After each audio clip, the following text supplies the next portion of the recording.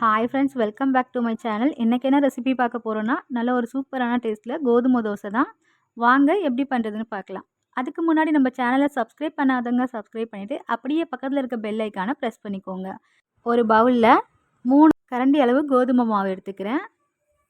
இந்த கோதுமை மாவு கூடவே ஒரு 2 ஸ்பூன் அளவுக்கு பச்சரிசி மாவு எடுத்துக்கிறேன்.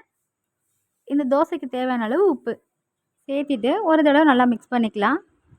இப்போ இதுக்கு தேவையான பொருட்களை இந்த மாவோடவே சேர்த்துக்கலாம். நான் 2 கொத்து கருவேப்பிலையை சின்ன சின்னதாக கட் பண்ணி உள்ளே சேர்த்திக்கிறேன். இது கூட ஒரே ஒரு பச்சை மிளகாயை குட்டி குட்டியாக கட் பண்ணி வச்சுருக்கேன், அதையும் சேர்த்திக்கிறேன். 1 ஸ்பூன் அளவுக்கு சீரகம், அவ்வளோதான். இப்போ இது கூட நம்ம இதுக்கு தேவையான அளவு தண்ணி சேர்த்திக்கலாம். கோதுமை மாவுக்கு தண்ணியோட அளவு எப்போவுமே அதிகமாக தான் தேவைப்படும். நான் முதல்ல 1 கப் அளவுக்கு தண்ணி சேர்த்து மிக்ஸ் பண்ணிக்கிறேன். ஒரு முறை நல்லா கலந்து கொடுத்துட்டு மறுபடியும் நம்ம ஒரு 1.5 கப் அளவுக்கு தண்ணி சேர்த்திக்கலாம்.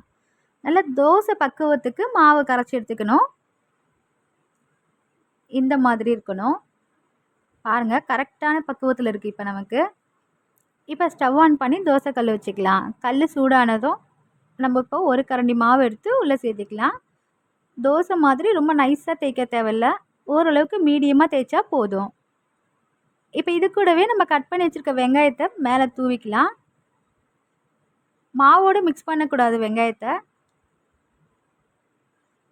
இப்போ இது கூட நம்ம நல்லெண்ணெய் சேர்த்திக்கலாம், அப்படி இல்லாட்டி நம்ம கடலை எண்ணெய் சேர்த்திக்கலாம். நான் இன்றைக்கி நெய் சேர்த்திக்கிறேன்.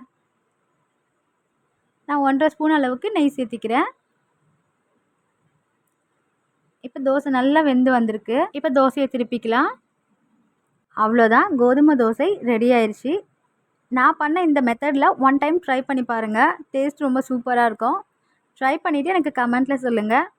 நம்ம கோதுமை மாவோடு எதுக்காக பச்சரிசி சேர்த்திருந்தோன்னா ஓரளவுக்கு கிறிஸ்பியாக வரும், அதுக்காக தான். இல்லாட்டி வளன்னு இருக்கும், சாப்பிடவே பிடிக்காது. இந்த தோசையோட எந்த மாதிரி சட்னி வச்சு சாப்பிட்டாலும் டேஸ்ட்டு சூப்பராக இருக்கும். கண்டிப்பாக நீங்கள் இந்த மெத்தடில் ட்ரை பண்ணி பாருங்கள். உங்களுக்கு இந்த வீடியோ பிடிச்சிருந்தா அப்படியே ஒரு லைக் பண்ணிவிட்டு போங்க. தேங்க்ஸ் ஃபார் வாட்சிங்.